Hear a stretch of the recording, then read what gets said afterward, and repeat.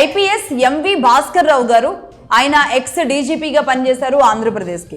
అలాగే నండూరి సాంబశివరావు గారు ఈ మధ్యకాలమే కాబట్టి చాలా మందికి తెలుసు, ఆయన కూడా ఎక్స్ డీజీపీగా ఆంధ్రప్రదేశ్కి పనిచేశారు, రిటైర్ అయ్యారు. అలాగే ఎంవి కృష్ణారావు గారు ఆయన ఎక్స్ డీజీపీ ఆంధ్రప్రదేశ్కి పనిచేశారు. సో వీళ్ళంతా కూడా కాపులే. అంటే మొన్న చెప్పినట్లుగా నేను వీరు కాపే అని చెప్పను, వీళ్ళంతా కూడా కాపులే. నండూరు సాంబశివరావు గారు చెప్పాను కదా. నెక్స్ట్ ఇక ఎంవి కృష్ణారావు గారు ఎక్స్ డీజీపీ ఆంధ్రప్రదేశ్కి పనిచేశారు. అలాగే ఎస్వి రమణమూర్తి గారు ఈయన కూడా ఎక్స్ డీజీపీ ఆంధ్రప్రదేశ్కి పనిచేశారు.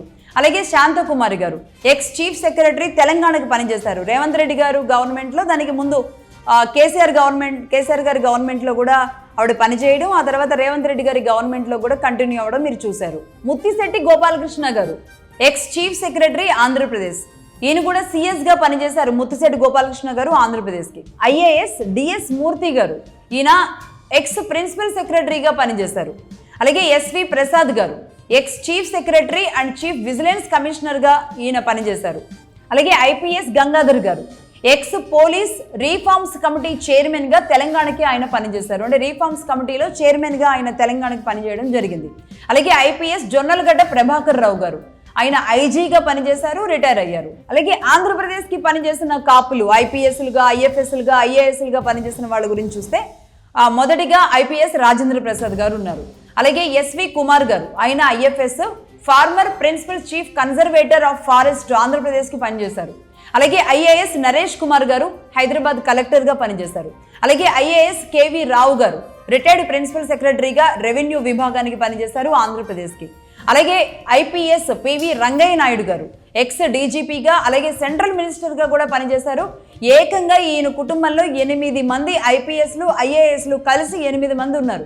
ఆయన సెంట్రల్ మినిస్టర్గా కూడా పనిచేశారు పివి రంగయ్య నాయుడు గారు. రైట్. ఇక కె సుబ్బారావు గారు ఎక్స్ ఫార్మర్ ప్రిన్సిపల్ ఐఎఫ్ఎస్గా ఈయన పనిచేశారు. ఇండియన్ ఫారెస్ట్ సర్వీస్కి వీళ్ళు పనిచేశారు.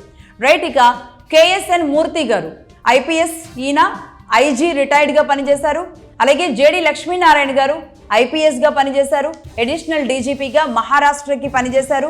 సిబిఐ జేడి లక్ష్మీనారాయణ గారు అంటే అందరికీ అర్థమవుతుంది, ఆయన ఇంటి పేరు వివి అయితే వివిని మార్చుకొని ఏకంగా ఆయన జేడి అనేదే ఆయన ఇంటి పేరుగా మార్చుకున్నారు. లక్ష్మీనారాయణ గారు అందరికీ తెలిసిందే. అలాగే మన జేడి లక్ష్మీనారాయణ గారి కుమారుడు చెంగల్పట్టు డిస్టిక్కి ఎస్పీగా పనిచేస్తున్నారు సాయి ప్రణీత్, వివి సాయి ప్రణీత్, తను కూడా ఐపీఎస్ఏ. తమిళనాడులోని చెంగల్పట్టుకి సూపరింటెండెంట్ ఆఫ్ పోలీస్గా ఎస్పీగా పనిచేస్తున్నారు.